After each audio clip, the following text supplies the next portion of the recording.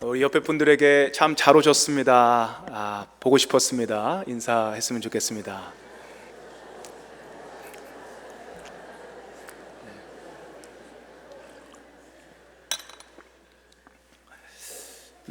오늘 말씀은요, 네 가지 땅에 떨어진 씨의 비유입니다. 본문에는 네 가지 밭이 있습니다. 길가, 돌밭, 가시떨기, 그리고 좋은 땅, 네 가지 밭이 나옵니다. 간단히 설명을 드리자면, 길가는 씨가 들어가지 못합니다. 돌밭은 씨가 들어가는데 뿌리를 내리지 못합니다. 가시떨기는 씨가 내려가고 뿌리는 내리는데 열매는 맺지 못합니다. 마지막으로 좋은 땅은 씨가 뿌려지고 거기서 뿌리가 내려지고 가지를 맺고 또 열매를 맺습니다. 여기서 씨는 무엇을 뜻하는지 혹시 아세요? 하나님의 말씀이죠. 땅은 뭘까요? 우리의 마음밭이죠. 하나님의 말씀의 씨앗이 우리들의 마음밭에 뿌려지는 것입니다. 그런데 뿌려진 씨앗 모두 다 열매를 맺지는 못합니다. 오직 좋은 땅에 뿌려져야만 열매를 맺게 되는 것입니다. 어떤 땅에 씨가 떨어졌냐에 따라 열매를 맺을 수도 있고 열매를 맺지 않을 수도 있다는 것입니다. 그럼 이 네 가지 땅들에 대해서 좀 더 자세히 설명을 드리도록 하겠습니다. 먼저 길가는 마음이 딱딱해지고 굳어진 상태를 말합니다. 말씀에 대해 완전히 마음을 닫은 상태입니다. 이런 마음을 갖는 사람들의 몇 가지 유형들을 살펴보았습니다. 먼저 첫 번째는 영적인 것에 대해, 하나님 나라에 대해 1도 관심이 없는 사람을 유형입니다. 이분들에게는 세상은 넓고 할 일은 너무 많이 있습니다. 맛있는 것, 또 가야 할 것도 배워야 할 것도 너무 많이 있습니다. 알 것이 너무 많고 즐길 것이 너무 많다 보니 하나님의 말씀에 귀 기울 그런 여유가 없습니다. 이렇게 바쁘신 분들이요, 교회를 다니지 않는 사람들, 예수님을 믿지 않는 불신자들에게만 적용이 되는 것이 아닙니다. 교회를 다니는 사람들 가운데도 이런 분들이 있을 수 있습니다. 교회는 다니지만 세상에서 할 일이 많고 즐길 게 너무 많다 보니 말씀에 귀를 기울이기가 어려운 것입니다. 말씀이 들어가지 못할 만큼 딱딱해지고 굳어져 버린 마음, 이런 마음을 가지고 예배를 드리게 되면 아무리 말씀을 자주 듣고 아무리 좋은 말씀을 듣는다 해도 그 마음에 씨가 뿌리를 내리지 못합니다. 튕겨 나가게 되는 거죠. 두 번째 유형은 스스로 너무 많이 알기 때문에 더 이상 배울 것이 없다는 생각입니다. 내가 너무 영적이고 내가 너무 믿음의 그 클래스가 너무 높다고 생각하는 것입니다. 성경에는 이런 마음을 가진 대표적인 사람들을 말하고 있습니다. 바로 바리새인들입니다. 이분들은요, 어릴 때부터 성경을 공부한 성경학자들입니다. 유대인의 최고 엘리트들이었습니다. 그들은요, 예수님과 많은 대화를 가졌습니다. 예수님으로부터 많은 이야기를 들었습니다. 말씀의 씨앗은 동일하게 그들에게도 뿌려졌습니다. 그런데 주님의 말씀을 많이 들었음에도 불구하고 그들의 마음은 여전히 길가였습니다. 이유가 뭐냐 하면 그들의 교만한 마음 때문이었습니다. 그들은요, 자기가 예수님보다 위에 있다고 생각했습니다. 예수님보다 더 많이 안다고 생각했습니다. 그들이 가지고 있는 성경 지식, 그들이 가지고 있는 인생의 경험들이 그들의 마음 안에 가득 채워져 있는 것입니다. 이미 다 채워진 상태라서 다른 어떤 것이 들어갈 여유가 없습니다. 아무리 말씀이 뿌려져도 나는 옳고 너는 틀리다, 이런 고정관념이 꽉 차고 있기 때문에 말씀의 씨앗이 뿌리기 내리기 어려운 것입니다. 스스로 너무 많이 알고 너무 많은 인생의 경험이 있어서 말씀을 들어도 이것이 말씀으로 다가오지 않고 말씀을 평가의 대상, 심사의 대상으로만 본다면 그 마음은 길가일 수 있습니다. 딱딱하고 여유가 없는 길가일 수 있습니다. 딱딱해진 마음의 세 번째 유형은 상처가 많은 마음입니다. 상처가 많으면 마음이 굳어지고 딱딱해집니다. 아무리 좋은 걸 줘도요, 아무리 선한 일을 해도 마음의 문을 닫아버렸기 때문에 그 말씀이 들어갈 수가 없어요. 요새 개가 나오는 그 프로그램들이 많이 있습니다. 그런 프로그램에서 한 유기견에 대한 그런 에피소드를 봤는데요, 이 개의 새 주인이 아주 좋은 분이셨습니다. 이 버려진 개를 걷어들여서 정말 자식처럼 사랑하는 분이셨습니다. 그런데 안타깝게도 이 개가 그 주인의 마음을 몰라주는 것입니다. 전문가에게 상담을 했습니다. 그랬더니 이 개가 예전 주인으로부터 학대를 받았다라는 그런 결론이 나왔습니다. 전 주인으로부터 수시로 차이고 맞은 경험이 있어서 새 주인이 아무리 사랑을 주려고 해도 그 사랑을 거부한다라는 것입니다. 밥을 주려고 해도 도망가고 안아주려고 해도 숨어버리는 것입니다. 사람도 역시 전에 받은 상처가 치료되지 않을 때 마음이 딱딱해지고 굳어지게 됩니다. 사랑하고 믿고 따르던 사람에게 배신을 당하고 사기를 당한 그런 경험이 있다면 다른 누군가를 사랑하고 신뢰하기는 굉장히 어려울 것 같습니다. 상처받은 마음은 딱딱한 길가입니다. 말씀이 떨어져도 상처받은 마음에서는 뿌리를 내리지 못하고 열매를 갖지 못합니다. 그래서 세상에서 할 게 너무 많아 말씀을 받을 여유가 없는 마음, 나는 이미 알 만큼 다 안다라는 교만한 마음, 그리고 과거의 아픈 상처로 인해 마음의 문을 이미 닫아버린 마음, 이 마음들은요 모두 길가입니다. 그리고 길가에 뿌려진 씨앗의 결과는 어떻습니까? 15절에 말씀이 길가에 뿌려졌는데 새가 그 씨를 먹어버립니다. 여기서 새는 무엇을 뜻할까요? 사단입니다. 딱딱해서 뿌리 내리기도 힘든데 씨앗이 뿌려지자마자 이 새가 와서 씨를 먹어버린다라는 것입니다. 아주 무섭고 섬뜩한 얘기가 될 수 있습니다. 두 번째 밭은 돌밭입니다. 돌밭은 길가보다는 조금은 나은 것처럼 보입니다. 돌짝밭은 그래도 뿌리가 내려지고 싹도 나오는 걸 봅니다. 그런데 돌밭의 문제는 해가 나오면 말라버리는 거예요. 이유는 뿌리가 깊지 못해서라고 합니다. 신앙이 좀 잘할 그런 기미가 보이는데 믿음이 생기는 것 같은데 도중에 그것이 말라버리는 것입니다. 없어져 버리는 것입니다. 돌밭의 마음은 감정적인 믿음을 상징한다고 할 수 있습니다. 말씀을 듣고 은혜도 받습니다. 말씀을 들으면 기쁨이 찾아올 때도 있습니다. 주님의 임재를 경험합니다. 주님이 주시는 평안함을 경험할 때도 있습니다. 그런데 해가 뜨면 없어지는 거예요. 말라버리는 거예요. 시련과 환란이 오면 그 은혜가, 그 믿음이 사라져버린다라는 거예요. 우리 현대 크리스찬들이요 많은 경우 이 돌짝밭과 같은 마음일 때가 많은 것 같아요. 우리 역사상 요즘처럼 말씀을 쉽게 그리고 많이 들을 수 있는 시대는 없었습니다. 라디오, 인터넷, TV 이런 매체를 통해서 하루에도 수많은 말씀들이 쏟아져 나오고 있어요. 여러분 차를 타고 가면서도 들을 수 있고요, 운동을 하면서도 들을 수 있고요, 밥을 먹으면서 잠을 자면서도 우리는 설교를 들을 수 있습니다.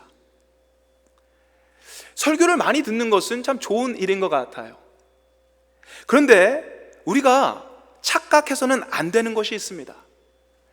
많은 설교를 듣는다고 해서 아무리 유명한 목사님의 설교를 듣고 아무리 많은 설교를 접한다고 해서 그 모든 설교가, 모든 말씀이 뿌리를 내리지는 않는다라는 사실입니다. 뿌리가 내려지지 않는 말씀은 해가 뜨면 말라버립니다. 머리로는 아는데요, 마음에는 아직 뿌리가 깊지가 않습니다. 그래서 어려운 시간이 오게 되면, 고난이 오게 되면 받았던 은혜는 순식간에 사라지게 되는 것입니다. 분명히 말씀을 들을 때는 은혜가 있었거든요. 분명히 그때는 주님의 임재를 느꼈거든요. 그런데 얼마 안 가 그 은혜가 모두 사라지는 기적을 경험하게 된다는 것이에요. 그 돌밭의 마음은 감정적인 믿음을 말합니다. 그날에 따라, 날씨에 따라, 내가 입은 옷에 따라, 내 머리가 이쁜지 안 이쁜지에 따라 계속해서 바뀌는 그런 유형입니다. 때로는 말씀을 듣고 감동을 받을 수도 있습니다. 눈물을 흘릴 수도 있습니다. 은혜를 받을 수도 있습니다. 찬양을 부르면서 손을 들 수도 있고요, 펄쩍 뛸 수도 있습니다. 귀한 반응입니다. 그런데 문제는요, 해가 나면 말라진다는 것입니다. 바람 한번 훅 불면 날아가 버린다는 것이에요. 시련이 오면 너무나도 쉽게 사라져 버리는 믿음, 어려움이 오면 너무나도 쉽게 무너져 버리는 그 믿음의 모습을 바로 돌밭의 모습이라고 하는 것입니다. 세 번째는 가시밭의 마음입니다. 가시밭의 흙은 부드럽습니다. 좋은 흙이에요. 양분도 있습니다. 땅 자체로는요, 흠 잡을 데가 없습니다. 그래서 그곳에 씨가 떨어지면 반응합니다. 씨가 자라납니다. 싹이 나고 가지가 납니다. 근데 이 밭의 문제는 뭡니까? 말씀의 씨앗도 자라지만 그 동시에 가시도 자란다라는 것이에요. 이 가시는 잡초와도 같습니다. 말씀의 씨앗이 자랄 때 옆에서 그 먹는 이것이 먹을 양분을 뺏어 먹는 것입니다. 그래서 결국 가시에게 모든 양분을 뺏겨서 힘이 없어지는 거예요. 그래서 열매를 맺지 못하는 거예요. 잡초와 같은 그런 역할을 하는 것입니다. 저는 중학교를 졸업하고 캐나다 이민을 왔습니다. 처음에 와서 해밀턴 다운타운에 있는 그 이민자들이 많이 사시는 아파트에서 잠시 살았습니다. 그곳에서 맡은 냄새가 지금도 기억이 납니다. 카레 냄새, 된장 냄새, 김치 냄새, 알 수도 없는 그런 냄새가 가끔 이렇게 짬뽕이 돼서 이렇게 나올 때가 있습니다. 그렇게 넓진 않았지만 어쨌든 그렇게 살았습니다. 그러다가 얼마 후에 이사를 했습니다. 그 이사를 한 집이 굉장히 큰 집이었어요. 온태리오 호수도 보이는 아주 전망 좋은 집이었습니다. 특별히 마음에 드는 것이 있었습니다. 그곳에 큰 정원이 있었습니다. 앞뒤로 굉장히 큰 정원이 있었어요. 아마 테니스 코트 한 하나 반 정도가 들어갈 수 있는 그 정도의 사이즈였습니다. 한국에 살면서는 전혀 한 번도 꿈도 꾸지 못했던 그런 집에 저희가 살게 된 것입니다. 그러니까 어린 마음이 너무 좋은 거예요. 거기서 축구도 하고, 테니스도, 테니스 아니죠, 배드민턴도 치고, 운동도 하고, 잔디 위에 돗자리 깔아놓고 수박 먹고, 바베큐도 하고, 고기 구워 먹고, 물놀이 하고, 이런 것만 할 줄 알았어요. 근데 그게 아니었습니다. 이 정원을요, 관리해야 되는 거예요. 관리를. 특별히 여름에 할 일이 참 많습니다. 잔디 깎는 일부터 해서 제일 힘든 게 잡초 빼는 일이었어요. 약을 줘야 되고 가꿔야 돼요. 그러지 않으면 이 정원이 망가지는 겁니다.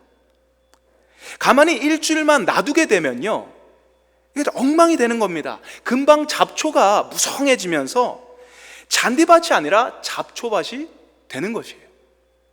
이 잡초는요, 무섭게 퍼집니다. 이런 잡초같이 가시들이 퍼지면서 물과 양분을 뺏어가고 햇빛을 가리게 됩니다. 그 결과 열매를 맺지 못한다고 해요. 그럼 여기서 가시는 무엇을 뜻하는 거죠? 주님께서 지적하신 대로 세상의 염려, 재물의 유혹, 기타 욕심들입니다. 세상의 염려와 재물의 유혹, 기타 여러 욕심은 잡초처럼 퍼지는 것입니다. 그래서 우리가 먹고 자라야 할 그 양분들을 뺏기는 거예요. 교회도 열심히 나가고 신앙생활도 좀 잘하는 것 같고 믿음도 꽤 있는 것 같은데 그 안에 기쁨이 없습니다. 매번 물질 때문에, 건강 때문에, 삶 때문에 걱정과 근심이 되는 거예요. 기쁨이 없고 평강이 없습니다. 그 마음은 가시떨기입니다. 가시떨기에 떨어진 씨앗은 역시 열매를 맺지 못하게 됩니다. 마지막 네 번째는요, 좋은 땅입니다. 땅이 좋습니다. 좋은 땅은 어떤 땅이죠? 오늘 말씀을 보면 씨가 떨어지면 반응하는 땅이에요. 그리고 그 안에 나중엔 결실하는 거죠. 열매를 맺는 것입니다. 그것이 좋은 땅입니다. 저기 2주 전에 도미니카에 다녀왔습니다. 하이티 선교. 하이티 난민들이 도미니카에 많이 사는데 그분들을 위해서 우리 선교를 갔다 왔습니다. 도미니카에 가신 분들은 잘 아시겠지만 그 도미니카 땅이 참 좋습니다.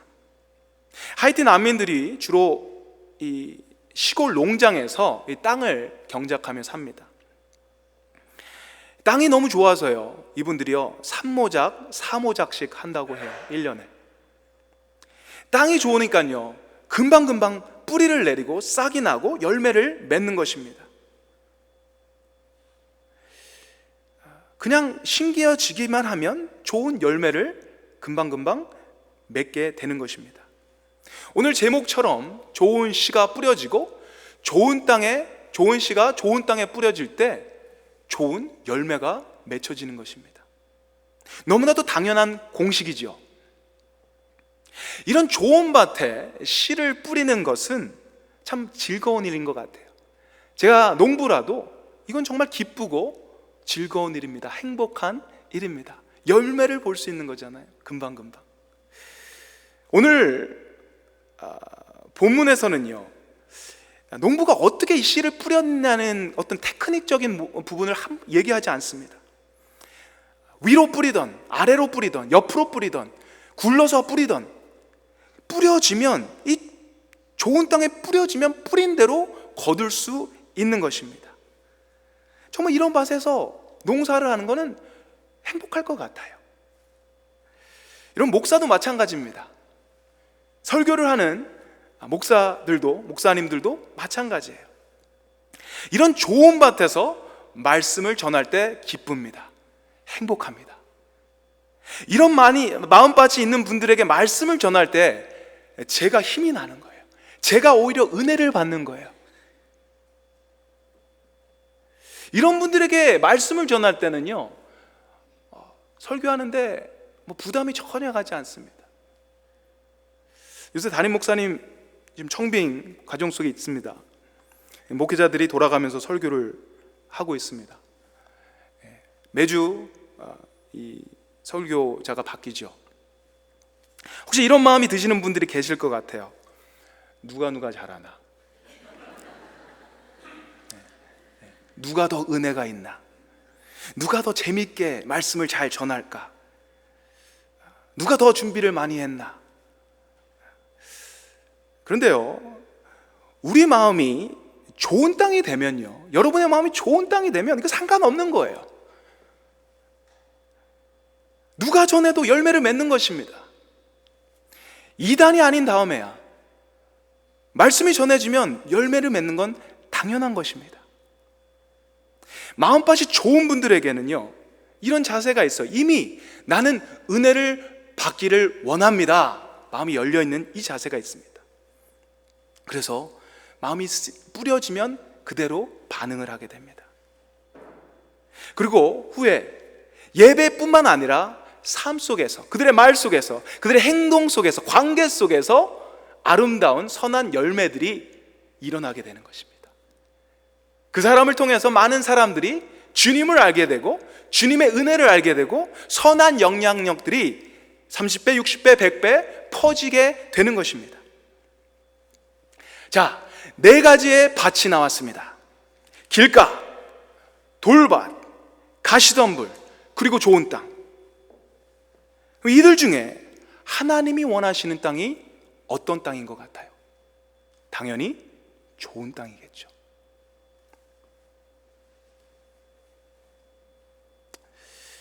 그러면 여러분에게 질문을 드리고 싶습니다. 여러분의 마음은 어떤 땅이죠? 여러분의 마음밭은 어떤 상태인가요? 한번 잘 생각해 보시기 바랍니다. 여러분 자신에게 물어보시기 바라요.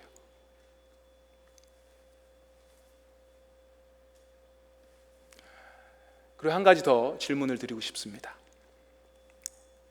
여러분이 혹시 좋은 땅이 아닌 길가라면, 여러분이 혹시 좋은 땅이 아닌 돌밭이라면, 여러분이 혹시 좋은 땅이 아닌 가시덤불 땅이라면 어떻게 하나님이 원하시는 좋은 땅으로 바뀔 수 있을까요?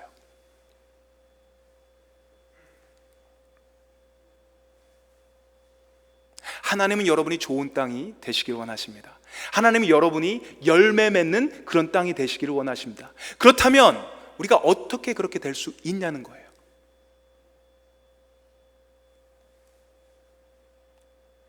이 부분에 대해서 제가 고민을 상당히 했습니다.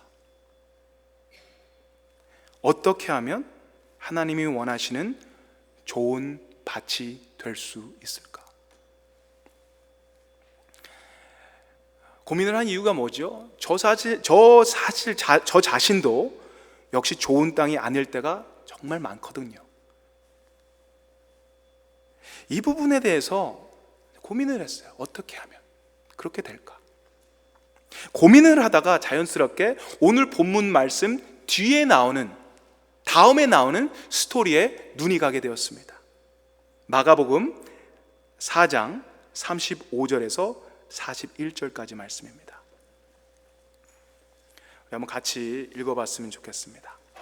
마가복음 4장 35절에서 41절까지 말씀, 우리 한 목소리로 같이 읽도록 하겠습니다. 시작. 그날 저물 때에 제자들에게 이르시되 우리가 저편으로 건너가자 하시니 그들이 무리를 떠나 예수를 배에 계신 그대로 모시고 가매 다른 배들도 함께 하더니 큰 광풍이 일어나며 물결이 배에 부딪혀 들어와 배에 가득하게 되었더라. 예수께서는 고물에서 베개를 베고 주무시더니 제자들이 깨우며 이르되 선생님이여 우리가 죽게 된 것을 돌보지 아니하시나이까 하니 예수께서 깨어 바람을 꾸짖으시며 바다더러 이르시되 잠잠하라 고요하라 하시니 바람이 그치고 아주 잔잔하여지더라. 이에 제자들에게 이르시되 어찌하여 이렇게 무서워하느냐 너희가 어찌 믿음이 없느냐 하시니 그들이 심히 두려워하여 서로 말하되 그가 누구이기에 바람과 바다도 순종하는가 하였더라. 아멘. 예수님이 4가지 땅에 떨어진 이 시의 비유 말씀을 하시고 더불어서 이런 시의 비유를 계속 하십니다. 그리고 이 시의 비유가 다 끝난 다음에 처음으로 일어난 사건이 이 바람과 바다를 잔잔하게 하신 사건이에요. 제자들과 함께 배를 타고 가시는데요, 예수님은 잠이 드셨습니다. 그런데 큰 광풍이 불어 들었습니다. 물이 배에 들어옵니다. 파도가 출렁거리고 배가 마구 흔들립니다. 제자들 중에는요, 베테랑 어부들도 있었습니다. 그런데 너무 폭풍이 사납고 무서워서 그들 역시 아무것도 할 수 없는 상황입니다. 무서워서 떨고 있는데 배에서 예수님이 주무시고 계시는 것입니다. 그들은 화가 났었습니다. 그래서 배에서 자고 계신 주님을 원망하며 깨웠던 것 같아요. 우리가 죽게 된 것을 돌보지 아니하시나이까. 이것은 한국말보다 영어로 읽을 때 더 다가오는 것 같습니다. Teacher, don't you care if we drown? Don't you care? 상관하지 않아요? 여기서 제자들이 주님을 깨운 이 모습은요, 이 어려운 이 풍랑 가운데서 예수님이 그들을 구해줄 거라는 어떤 믿음을 가지고 깨운 것이 아닌 것 같아요. 너 지금 뭐 하고 있어? 우리가 이렇게 힘든 상황을 지금 겪고 있는데 잠이나 자고 있어? 이 상황의 심각성을 너 모르니? 깨어나서 뭐라도 좀 해봐. 이런 뉘앙스인 거예요.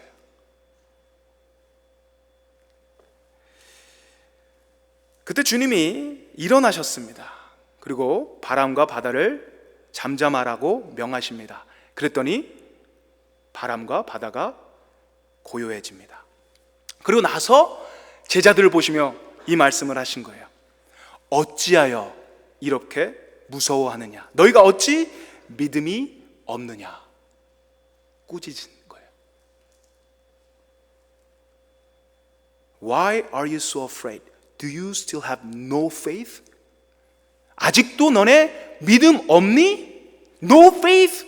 너네 믿음 없어. 아직도 그래? 이렇게 꾸짖으시는 거예요.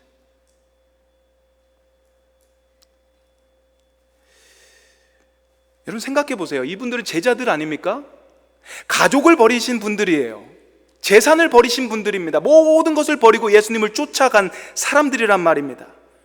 그런데도 불구하고 예수님께서 꾸짖는데 너네 믿음 없어. 여전히 믿음 없어 라고 꾸짖는 것입니다. 광풍이라는 시련이 찾아오니까 믿음이 없어진 것이에요. 그들의 믿음 없음은 이번 때만 드러나지 않습니다. 계속해서 드러나는데 결정적으로 마지막 예수님께서 잡히시던 그 밤에 다시 한번 여실히 드러나게 됩니다. 그때는 제자들과 예수님과 3년 반 정도 이렇게 같이 동거동락을 한 사이입니다. 특별 트레이닝을 받았던 사람입니다. 가까운 거리에서 주님이 하신 이야기를 들었고요, 가까운 거리에서 주님이 하시는 행동들을 봤습니다. 기적을 베푸시는 것을 보았고요. 그 사람들은 그런 사람들이었어요. 가까이서 주님을 봤던 사람들, 가까이서 주님의 기적을 체험했던 사람들. 그 사람들 자신도요, 주님의 이름으로 기적을 베풀었던 사람입니다. 주님의 이름으로 귀신을 내쫓았던 사람들이었다라는 거예요. 그럼에도 불구하고 그날 예수님이 잡히시던 그날 밤에 모두 도망갔어요. 모두 도망갔다라는 거예요. 모두 다 주님을 배신한 것입니다. 그렇게 많은 시간을 투자했는데, 그렇게 많은 말씀의 씨앗들이 그들에게 뿌려졌는데 이거 모두 헛된 거라는 거예요. 꽝인 거예요. 그렇게 많은 기적을 베풀었는데도 불구하고 시련이 오니 겁이 나고 두려웠던 것입니다. 광풍 속에서 그들이 두려워했던 것처럼 또다시 그들의 모습에는 믿음이 사라진 것입니다. 그들의 마음이 어떤 땅이에요? 그들의 마음밭이 어떤 밭입니까? 결코 좋은 땅은 아니었습니다.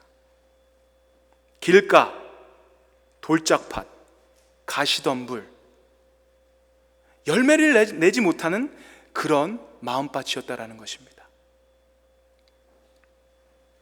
예수님께 그렇게 많은 사랑을 받고 그렇게 혹독한 트레이닝을 받았는데도 불구하고 여전히 그들의 모습은 좋은 땅이 되지 못했다라는 거예요.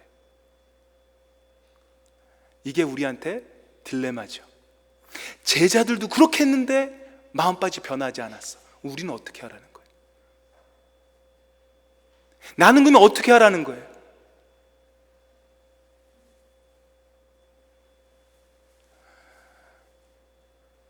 여러분 어떻게 해야 합니까? 어떻게 우리가 변화를 해야 돼요? 제자들도 변하지 않았는데. 근데 중요한 건 여기 있습니다. 제자들은 여전히 시간이 지나도, 아무리 훈련을 받고 아무리 말씀을 들어도 변하지 않는 나쁜 땅, 길가, 돌짝밭, 가시덤불 땅이었는데도 불구하고 중요한 것은 예수님께서 그들을 포기하지 않으셨다라는 거예요. 끝까지 포기하지 않으시고 그들을 계속해서 기경하셨다라는 것이, 그것이 오늘 말씀의 핵심입니다. 결국요, 가룟 유다를 제외하고 제자들 모두들 진정한 제자로 거듭나게 됩니다. 진정한 제자로서의 열매를 갖게 됩니다. 주님의 사도로서, 복음의 사자로서 그들의 인생을 거룩하게 드렸습니다. 주님을 전하다가 거의 다 순교했어요. 좋은 열매를 맺게 된 것입니다. 믿음이 없는 그들을 포기하지 않으시는 주님.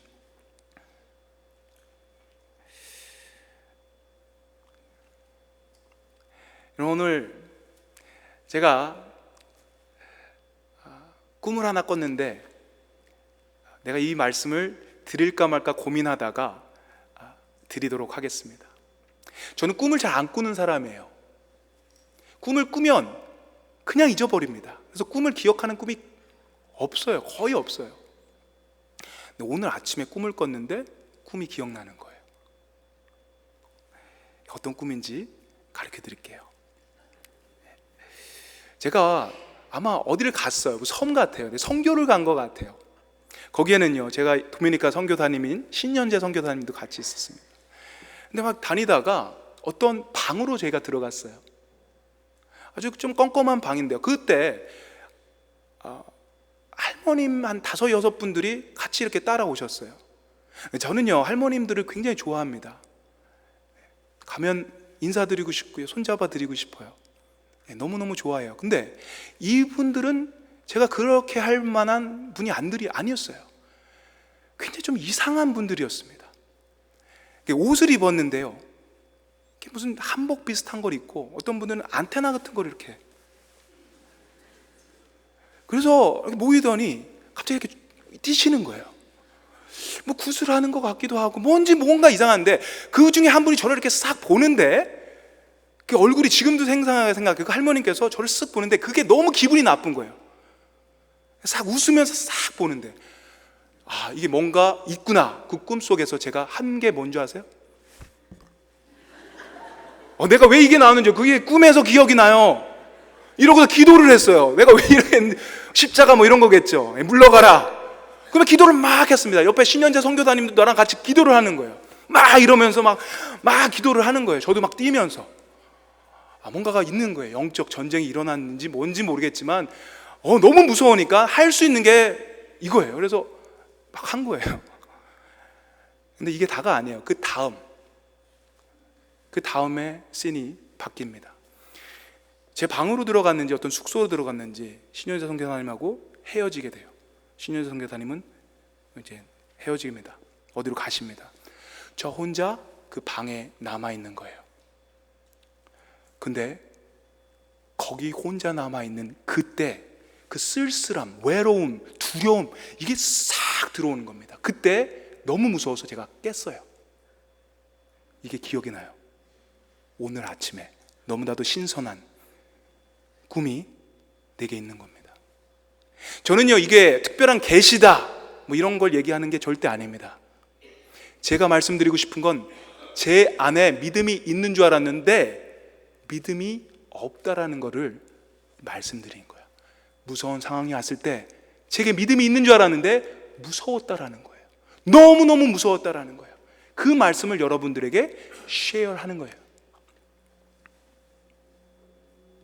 제자들과 다를 것이 없죠. 풍랑이 오고 시련이 오면 우리는 무섭습니다. 도망가고 싶습니다. 믿음이 있는 것 같이 보이는데 그렇지 않습니다.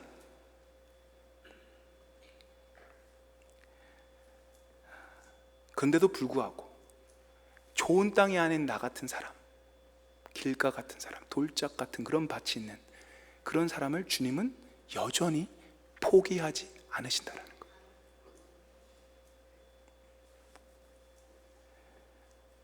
그래서 여러분 지금 좋은 밭이 아닐 수도 있습니다. 지금 여러분 여전히 힘들 수가 있어요. 열매를 맺기에 굉장히 부족할 수 있습니다. 근데 여기서 우리가 중요하게 봐야 되는 것은 무엇이냐? 비록 지금은 좋은 밭이 아님에도 불구하고 예수님은 포기하지 않으시고 기경하시는 거예요.